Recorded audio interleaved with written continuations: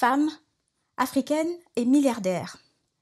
À 46 ans et 69 ans, l'Angolaise Isabel dos Santos et la Nigériane Folorunsho Alakija sont les seules figures féminines du cercle des milliardaires africains relevés annuellement par Forbes, avec des fortunes dont l'évolution dans le temps affiche une tendance à la baisse.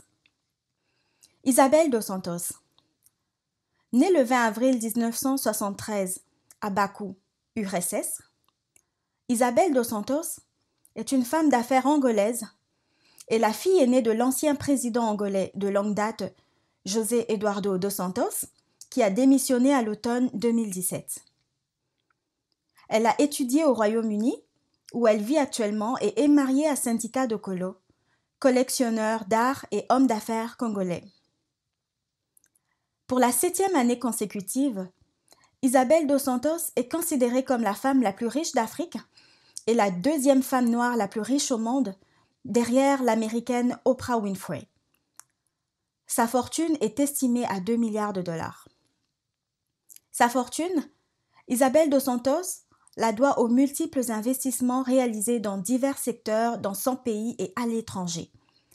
En Angola, elle est l'actionnaire majoritaire d'Unitel, le leader de la téléphonie mobile du pays, et détient une importante participation dans l'une des principales banques du pays, sans parler de ses intérêts dans le pétrole, le diamant, les infrastructures et plus récemment dans l'agro-business. Au Portugal, elle est également impliquée dans diverses entreprises, dans la 4e banque du pays, la Banque portugaise d'investissement BPI, l'opérateur de télévision par câble et de télécommunications NOS, la société pétrolière et gazière Galp Energia ou encore la société énergétique Efacec. Bref, elle possède des participations dans des compagnies pétrolières et de téléphonie mobile et dans des banques principalement en Angola et au Portugal. Une fortune qui n'a pas beaucoup changé, mais qui pourrait chuter dans les prochains mois.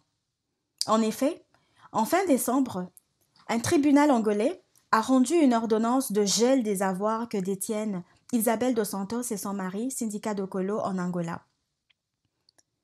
Il s'agit notamment de sa participation dans la société de télécommunications Unitel et des participations dans 2 banques angolaises. Ces actifs valent des centaines de millions de dollars. Isabel dos Santos a été à la tête de la Sonangol durant 18 mois à partir de juin 2016. Elle a aussi dirigé plusieurs autres compagnies publiques angolaises dans les secteurs de téléphonie et de mines. La justice angolaise lui reproche des irrégularités dans des affaires impliquant des entreprises d'État, la compagnie pétrolière nationale Sonangol, qu'elle a dirigée, et la société publique de commercialisation des diamants Sodiam. Un communiqué publié par Isabel dos Santos a déclaré que le jugement contenait un certain nombre de contre-vérités et qu'elle lutterait contre la décision en utilisant tous les instruments du droit angolais et international à sa disposition. Elle dénonce une chasse aux sorcières destinée à les discréditer, elle et son père. Ma fortune est née de mon caractère, mon intelligence, mon éducation, ma capacité de travail et ma persévérance, a-t-elle poursuivi sur son compte Twitter.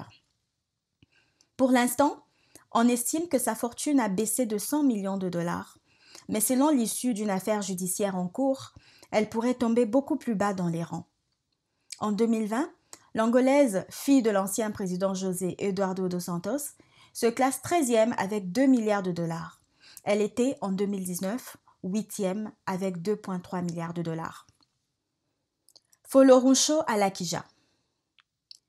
Aux côtés de la businesswoman angolaise, la Nigériane Folorunsho Alakija complète le duo des femmes milliardaires d'Afrique.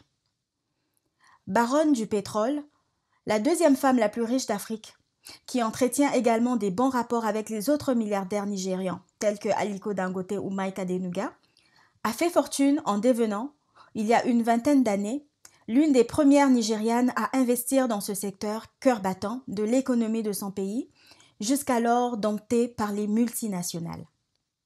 Secrétaire de direction dans la banque, puis styliste à succès, cette Nigériane, issue d'une famille polygame de 52 enfants, s'est lancée à plus de 40 ans dans l'industrie pétrolière pour devenir l'une des femmes les plus riches du monde.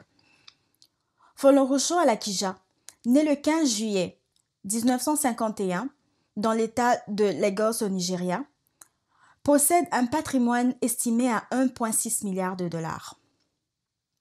À 7 ans, elle est inscrite avec l'une de ses sœurs dans un pensionnat pour jeunes filles au pays des Galles. Les deux fillettes sont les seules noires à fréquenter l'établissement.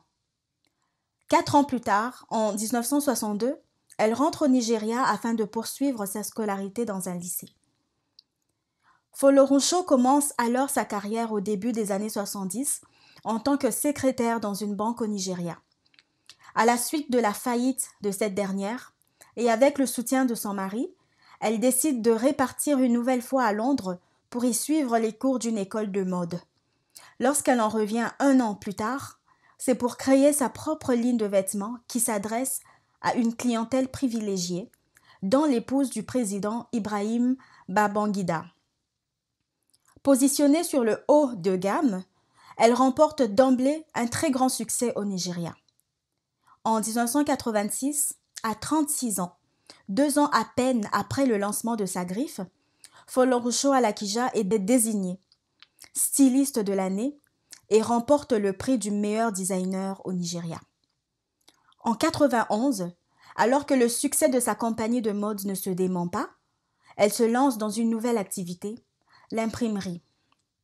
L'aventure pétrolière d'Alakija débute en 1993, lorsque, mobilisant ses relations en particulier avec la première dame, elle se porte acquéreur du permis d'exploitation d'un puits pétrolier large de 250 000 hectares, abandonné par de nombreux investisseurs pour la complexité de son exploitation, pour la somme très modique de 1,5 million de dollars. C'est ainsi que naît son entreprise Famfa Oil. À contrario d'une majorité des acquéreurs de ces blocs qui les revendent à des groupes étrangers, Folorunshò Alakija décide d'exploiter elle-même son bloc pétrolier et s'associe en 1996 à Star Deepwater Petroleum Limited, filiale à 100% de Texaco, qui prend alors 40% de Famfa Oil. Et cet investissement voulu hautement risqué s'avère être le jackpot qui propulsera cette femme d'affaires nigériane. Plus tard, en effet, le bloc se révélera extrêmement prometteur. Le gisement de pétrole dont personne ne voulait est devenu une poule aux œufs d'or. C'est d'ailleurs grâce à l'évaluation de ce dernier qu'Alakija déclasse un temps en 2012 Oprah Winfrey sur le trône de la femme noire la plus riche au monde. Le bloc pétrolier produit environ 200 000 barils de brut par jour, faisant de Famfa Oil l'un des principaux acteurs nigérians dans le secteur pétrolier. Ayant laissé la présidence à son mari, l'ancienne secrétaire de direction peut désormais se consacrer à d'autres tâches, et notamment à la fondation Rose of Sharon, qu'elle a créée en 2008 pour venir en aide aux veuves et aux orphelins. Elle se classe en 20e position dans le classement Forbes avec une fortune de 1 milliard. En 2020, Isabel dos Santos et Folorunshò Alakija sont les seules femmes qui figurent dans la liste des milliardaires Forbes. C'est tout pour cette vidéo. Que pensez-vous du fait que nous avons uniquement 2 femmes sur la liste des 20 plus riches? N'hésitez pas de l'inscrire dans le commentaire.